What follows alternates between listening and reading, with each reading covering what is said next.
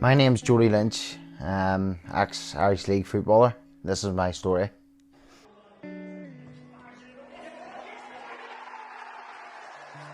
Mental health and addiction it's rife right through Belfast, and it's where I'm from. It's who people will see every day of the week, and I can see it clearly from the further away I get away from my drinking and my addiction, that my behaviours, even in school, I was a messer in school. I was always getting in trouble. I was always doing that, and I wasn't brought up to be a person. You know, I come from a good family, a good respected family, and my mother, who I love dearly, took a mental breakdown in 1999. I was only young, and my father, he had to work. My dad, he was a long distance lorry driver. He worked away along a continent and that, and in my early teens and that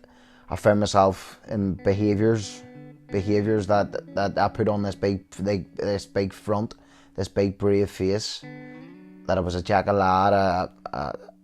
I was centre of attention. I always had to be messing about. I always had to be joking and laughing. When inside I was a real fearful wee lad. I was a fearful of everything, to be honest. My mind always, and I always thought I wasn't good enough. I wasn't good enough for anyone, for anything.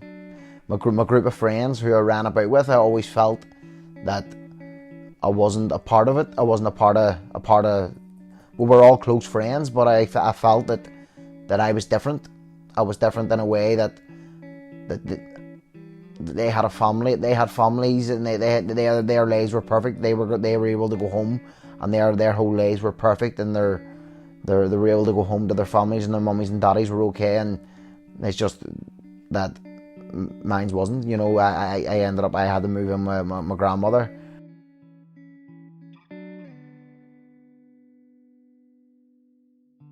At Cliftonville, as a young player that just was always joyful, always happy. I remember Tommy Breslin saying to me one time, he says, "We need people like you about the club." Even though I wasn't regularly playing at the time because of my drinking, it was because of my character, because of my joking and my joking, my laughing, my crack, my behaviour, my banter, you know, always trying to be a clown, always team nights out, always being the clown, making people laugh, you know, always putting on this big brave face. Little did they know inside I was honestly a broken person. I was in a mess. I was a complete mess. I would have been dead on in training and things like that there. I would have been able to hold myself together sort of throughout the day, because training was at night or whatever. But as soon as training was over, I didn't drive at the time. It was either Chris Scannell or Ronan's. They would have dropped me home from training, and I used to get them to drop me at the Suffolk Road, and I would have pretended to come into the estate and do a turn and go back straight into a bar. Made sure I was getting for a few pints. I always had that drink in my system. I would have been out throughout the week. I was at an early age, in my early 20s, you know, and that would have been most of the nights. I was more of a fringe player because of my drinking. I was in and out of the team. I wasn't performing whenever I should have been performing. I was struggling through games to even get a breath because of my drinking from the night before. Friday night drinkings, like going through I would have went to the bar, back to the mates. I wouldn't have been drinking in my own house. I would have went back to the mates, or any party I could have got.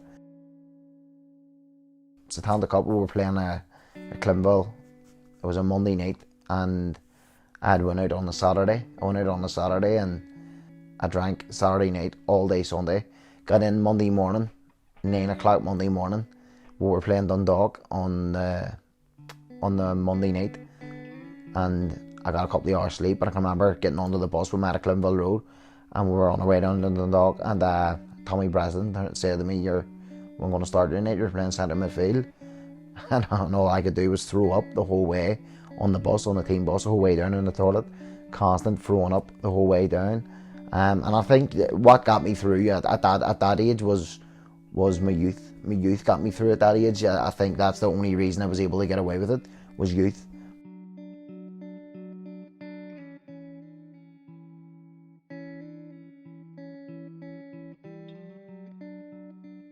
It caught up with me when I went to Carrick Rangers, and I remember turning 25, 26, and I can remember we went back to play Cliftonville in the cup, and I can remember I went back and it was Tommy Breslin again. I turned around and just his words were, "Who did you eat?" Because I put on that much weight. From people usually lose weight whenever they're drinking heavily, where I blew out. I blew out with my liver, whatever way my body reacted to drink. I blew out in the face and I blew out here, and whatever way my body reacted to drink, that's what it done to me. And I can remember that was his exact words.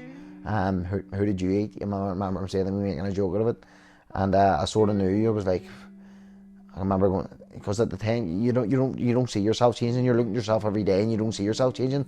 With them boys hadn't seen me for a good while, a good year or so, and then come back, and then I remember just going, oh, I definitely look different here. I dropped down a level, was playing away, but then that eventually caught up on me, and I found myself sitting on the bench again. And I got to the point where I fell out of love with football. I fell out of love of it, and I was using football to drink. I was using football to get out of the house, away from my partner, so I could go on a Tuesday and a Thursday to get the training. Didn't care about the training, just so I could get the drink after. And then it would have been the same with the Saturday. I didn't care if I was on, to be honest, I would have rather not have played on a Saturday than starting and put myself in the 11. I was just caring about getting to the bar after. And that would have been me then going on my binge. That would have been me going on my binge from Saturday, Sunday, Monday, whatever it was, for a couple of days. I went from my 3 and 4 day benders that then started turning into a week and a half, 2 weeks. And that was me drinking in the bar. I would have been going over to the bar in the mornings, first thing in the morning, coming back at lunchtime, having a couple of hours sleep, back over to the bar, back for another couple of hours sleep, and then back over for a night session, and then maybe sometimes going through to a party. And this was a routine, and this was going on and on and on. I can remember in my granny's. I can remember being in my granny's, and it was in my Uncle Philip in his room. That's where we would have stayed, because he's a priest, and he doesn't stay there no more. And I can remember having a belt. I had a belt, and it was either I sat at the end of the bed crying myself, looking at a picture of my kids, and I just remember just saying that they're better off without me.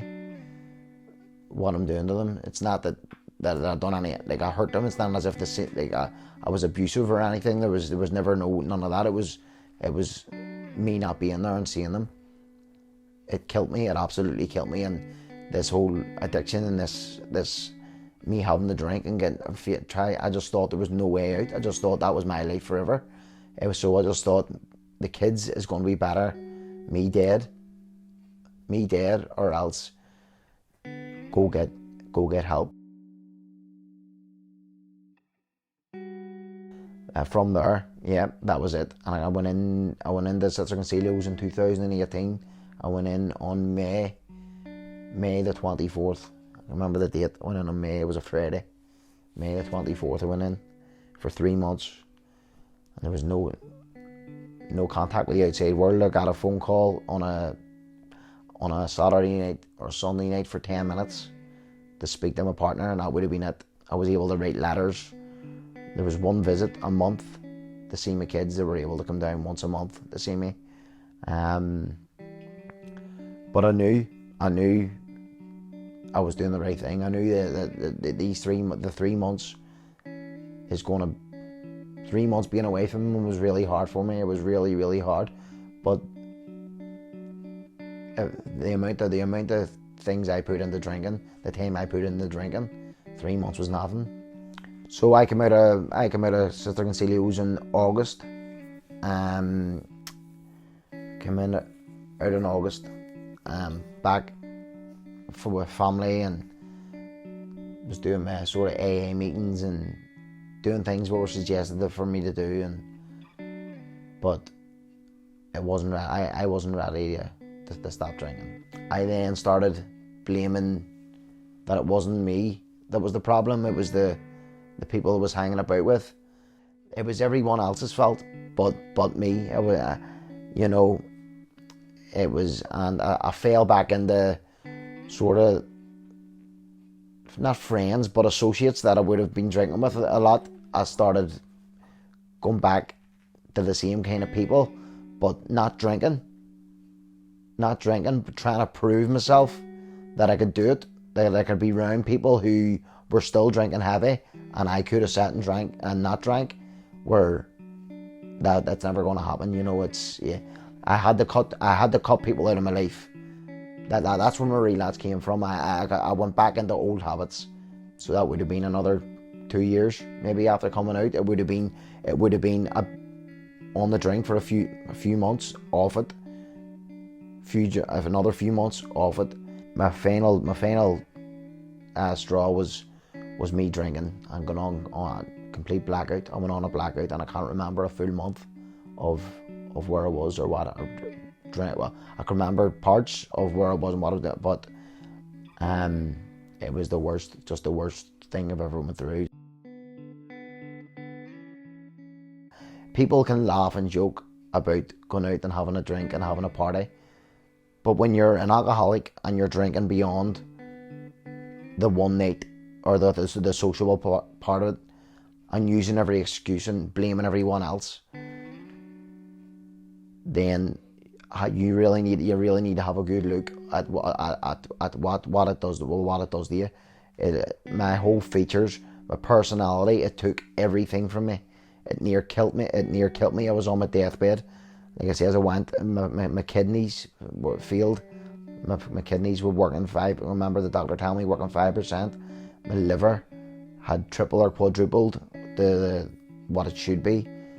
I was dehydrated. I didn't eat nothing for 2 weeks. I can remember I ended up in hospital with a catheter in me, and I thought that was the end of it until I was put in the hospital. And when I got out of hospital, that was it. I haven't looked back from it.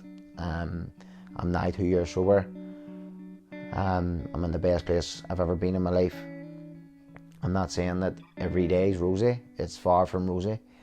I still have my problems. I still have my life problems. I still have my arguments with my partner. I'm still getting... My kids are growing up. They're kids. You deal with these things. But what I'm able to do now is be a father.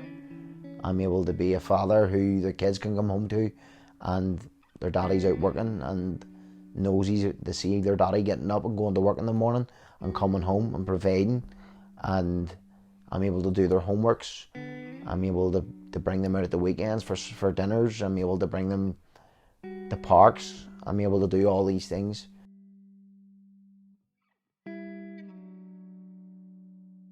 I had a couple of clubs on to me whenever I got sober to come back and play, and to go and play at a higher level or whatever. And there's only one club for me there, and it's Oliver Plunkett. Oliver Plunkett is my life. It's where I grew up. Jackie Maxwell was a man who taught me a lot whenever I was younger. Jackie had a story. Who, when we were all kids, Jackie had a story, and he's the strongest man, and anyone in Lennodoon, anyone that knows him knows his story, and he is one of the strongest men that I've ever met. Plunkett is a family to me. It's who I am. It's in my DNA. I always have been a Plunkett man. All my friends, my group of friends who I lost through my addiction, who's now back in my life, who I speak to every day, and I'm so grateful. I just feel blessed that we just won the leaguer, and I was able to celebrate it with my friends who I grew up with. It is emotional, because of where I've came from. Where Plunkett obviously is always been a part of my life, and just to go back and progress the club into a bigger level. And I look, and like I said, that's the senior team. The senior team, there's boys in that team that don't even realise what they've done for me the whole way through, the whole team, every single one of them. The people who are in the club know who they are, who have helped me get to where I am today, and I'm grateful. I'm grateful for everything they've done for me, and to give back. That's all I want to do. I want to give back to the club that I love. Sport has always been a part of my life, and addiction took sport away from me. I loved playing football. I was up at 6 o'clock in the morning and away playing football from 6 o'clock in the morning to whatever time at night, and it took that away from me. To be able to do that now and to help these kids around the area, there's people out there know and have seen me at rock bottom. They've seen me probably lying in the street for all I can remember.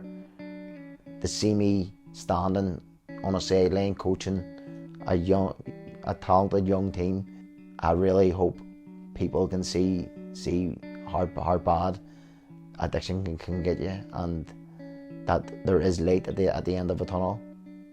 There's light at the end of the tunnel, and no matter how bad things get, there's always someone to talk to. Don't be holding anything in.